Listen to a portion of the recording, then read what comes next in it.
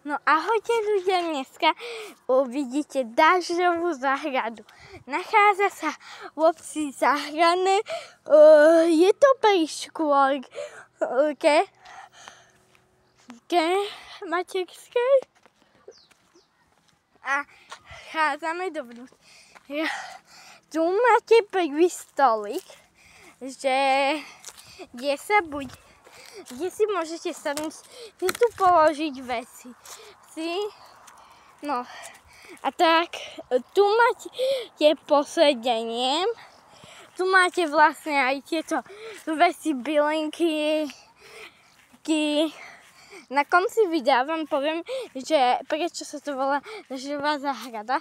Takže tu máte bylinky, tu máte týmto bylinky a tu máte posedenie, kde sedíte pri strome a tu máte kvety ďalšie, aj tu máte ďalšie kvety a toto je už originálne posedenie pre všetkých ľudí. Toto bolo postavené v roku 2024, ja to tuším v roku 2025 a tu máte hubu pre kašku, takže tu máte hubu pre kašku a ešte jednu vec vám poviem, je tu krásne sneh, teraz to zdolám a popočúvajte si reklamu. Ľudia, je tu krásne, za to, že je tu krásne, máte tu toto aj posedenie, robia sa tu veľa akcií, napríklad dneska sa tu robí film Autíčka 2.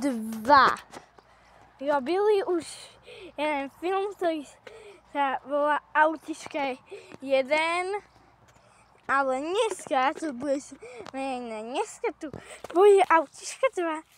Takže pokračujeme vo videu, takže to sa keď bicykluje. Tak, tu má skokanky, ktoré sú fakt zaujímavé, lebo na týchto skokánkoch si dieťa vaše môže zaskákať s bicyklom a nič sa mu nestane. Tu máte peril, tu máte tunel, kde sú napísané tieto veci,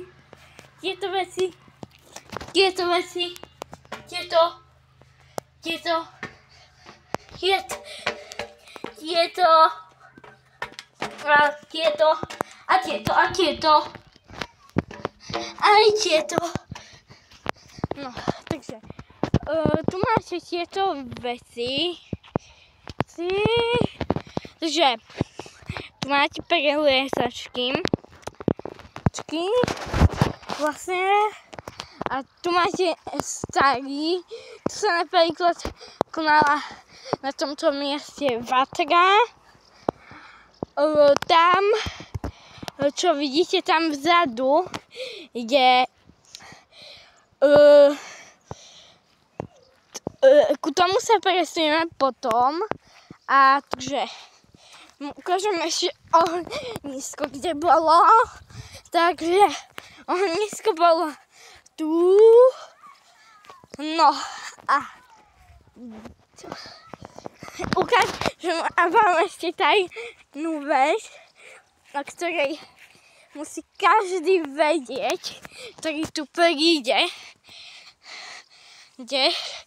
Takže musí to vedieť každý, ktorý to príde. Tu máte aj spomínať vec